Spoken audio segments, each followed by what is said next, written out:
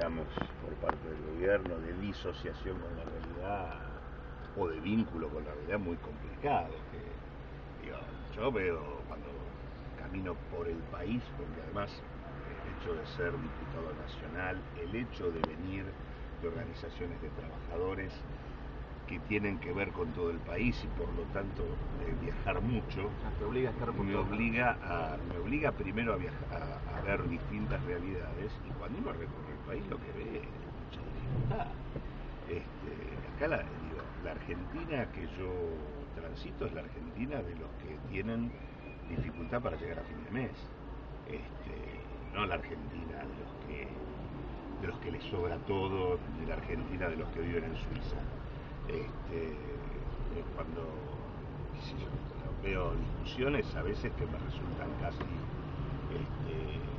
digamos irónicas, el gran debate sobre el impuesto a las ganancias de los trabajadores, que obviamente es un impuesto injusto, ¿no? Que un trabajador que gana más de 6.000 pesos tenga que pagar ganancias como si fuera rico, ¿no? Claro, cuando alguien que hace una operación en la bolsa comprando y vendiendo acciones y gana 1.000.000 de mangos, en pocos días resulta que no paga ganancias, ¿no? Un juez no paga.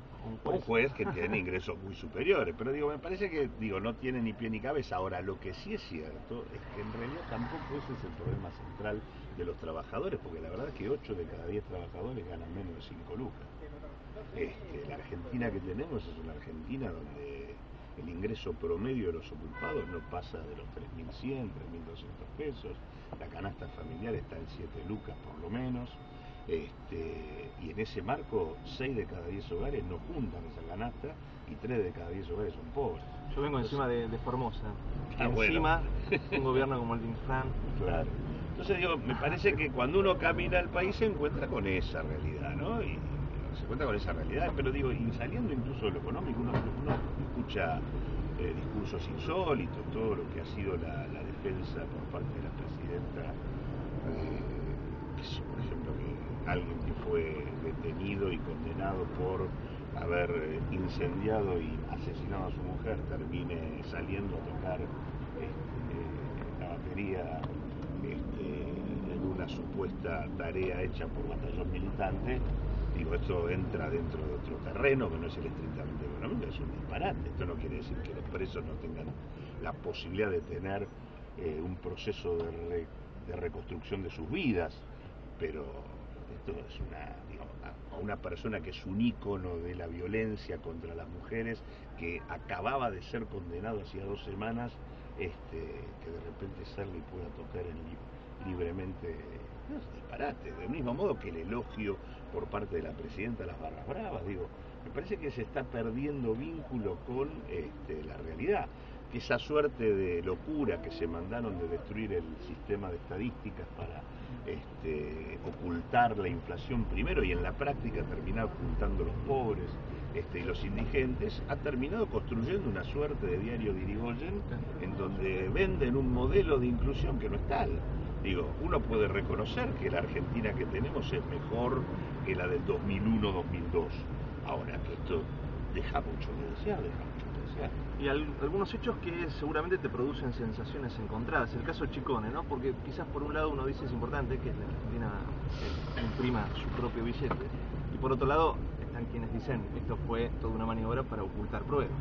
En general esa es la dificultad que se plantea en la discusión con este gobierno que por un lado enarbola el papel del Estado, y uno comparte que el Estado tiene que tener e intervenir en varias actividades.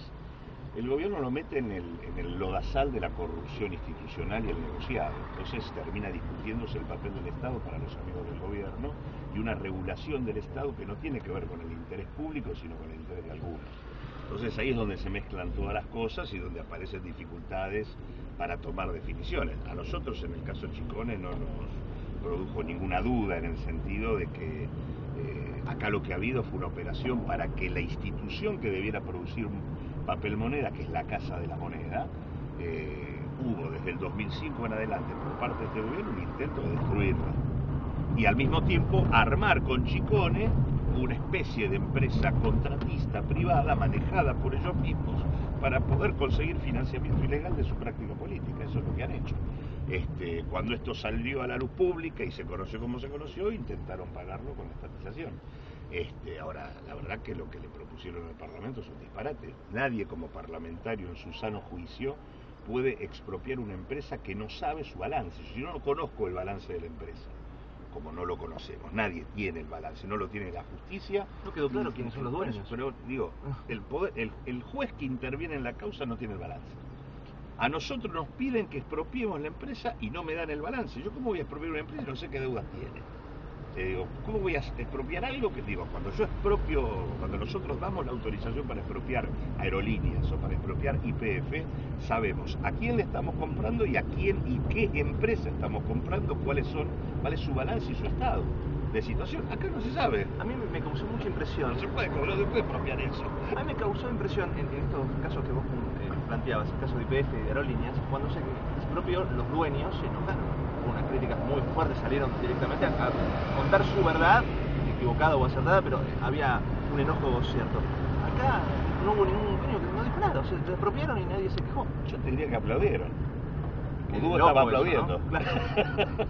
Urú aplaudía cuando expropiaban, así que en realidad, claro, digo, pero aparte me parece que también hay una especie hubo también una de exacerbación en el tema, en donde Ciccone aparecía como la evidencia de la corrupción. En realidad Urú está involucrado en procesos de corrupción desde hace largo rato, que involucran el manejo fraudulento de los fondos previsionales para comprar acciones, donde están involucrados amigos de él, como accionistas de las empresas a las que se le compran acciones, uso de recursos previsionales para pagar deuda pública, operaciones con el fondo del ANSES para beneficiar a bancos como el Banco Galicia, el Banco Deutsche, demás, intervención en el canje de deuda a través de una consultora privada asociada al Ministerio de Economía para realizar ganancias en dólares monumentales. Digo,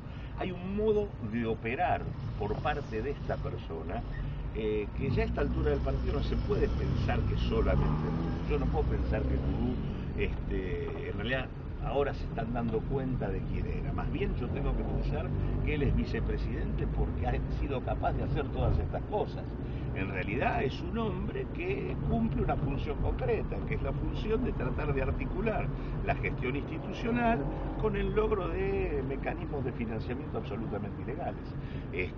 Así que bueno, me parece que lo que hay que hacer es poner esto en ese marco, y la discusión que suele haber muchas veces cuando se ven discusiones en la oposición sobre cómo posicionarse frente al gobierno, es que en el gobierno están las dos cosas, la discusión del papel del Estado en el marco del lodo de la corrupción. Interesantísima charla con Claudio Lozano. Hacemos una pequeña pausa aquí en Continental y ya volvemos. Ahí estamos, dale. Tercera parte de esta charla con Claudio Lozano. Estamos pasando justamente por la Casa de Gobierno, por la Casa Rosada, que sigue enrejada, ¿no?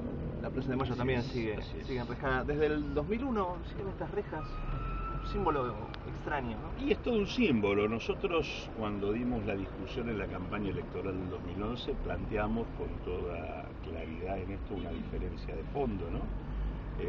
Incluso mostrando esto en términos de la gestión que venía desarrollando hasta ese momento nuestros socios en el Frente Amplio Progresista, con el caso de Hermes Wiener en la provincia de Santa Fe.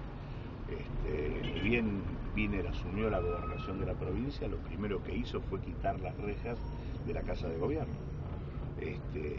Las rejas están puestas para impedir el paso de quienes quieren demandar necesidades o exigir derechos o reclamos que tienen que ver con la situación que se vive.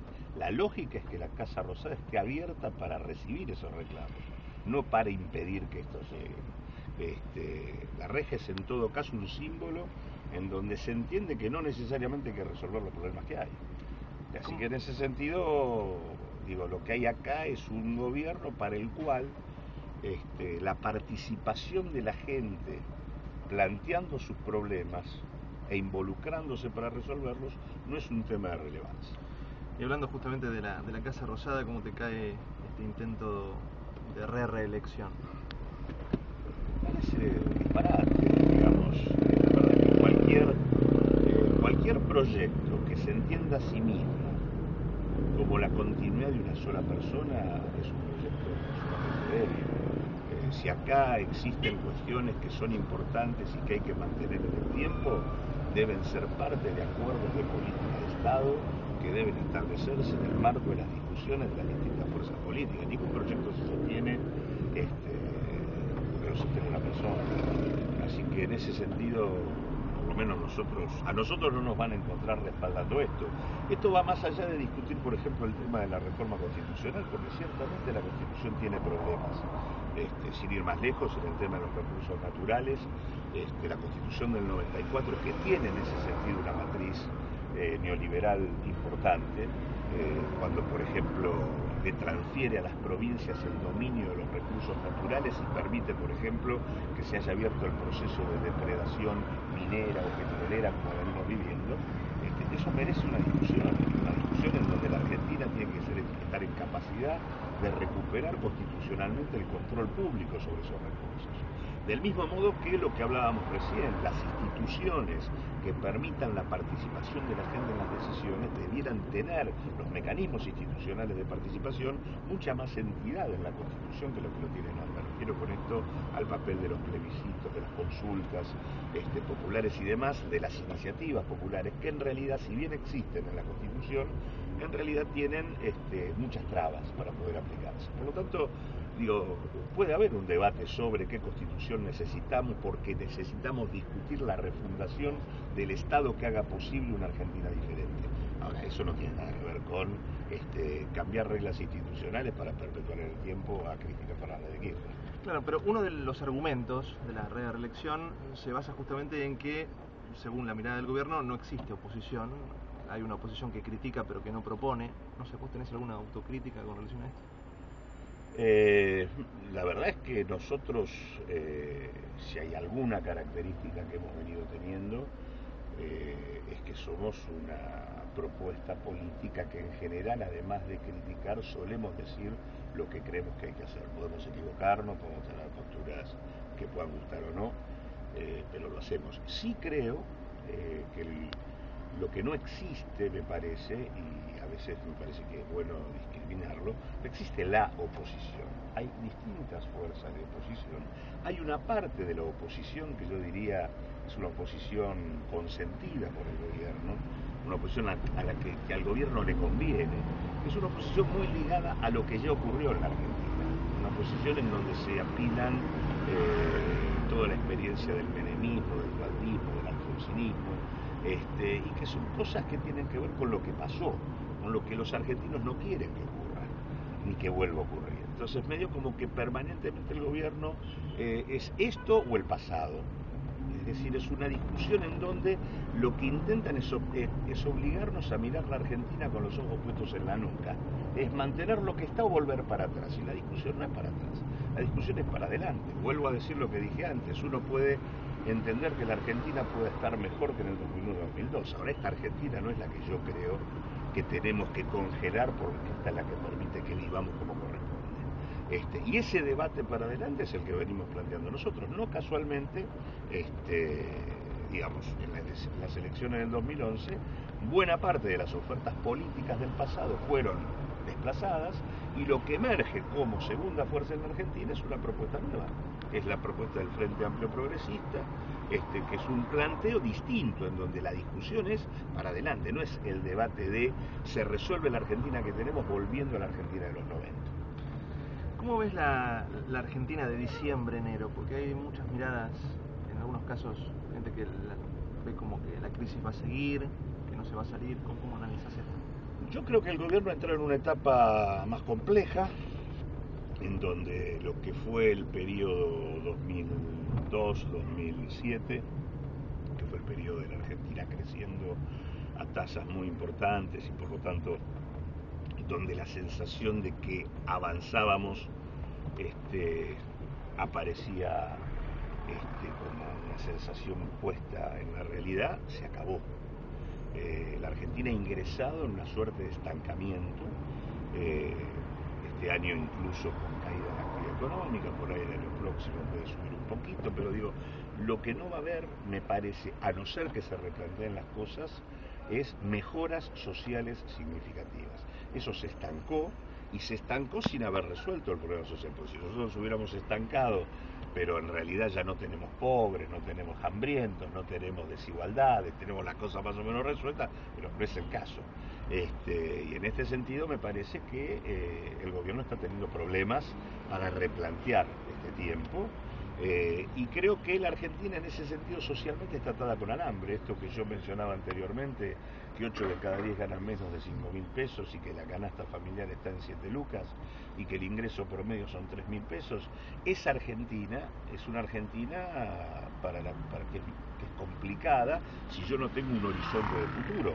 Y al desaparecer el crecimiento y venir una situación de estancamiento, acá se abre una etapa social y política mucho más complicada que no se resuelve con alguna de las definiciones que el gobierno está tomando, como es asociarse con los dirigentes gremiales que te dicen a todo que sí, ni se resuelve tampoco con la legislación antiterrorista, abriéndole la puerta a procesos de represión que se vienen dando a través de las policías provinciales y de la gendarmería en diferentes lugares.